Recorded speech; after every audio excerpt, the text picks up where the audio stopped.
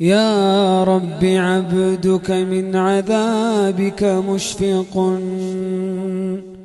بك مستجير من لظى النيران، فارحم تضرعه إليك وحزنه،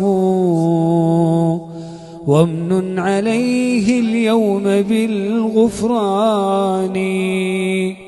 يا من إذا وقف المسيء ببابه ستر القبيح وجاد بالغفران، تعفو الملوك عن النزيل بحيهم، كيف النزيل بساحة الرحمن.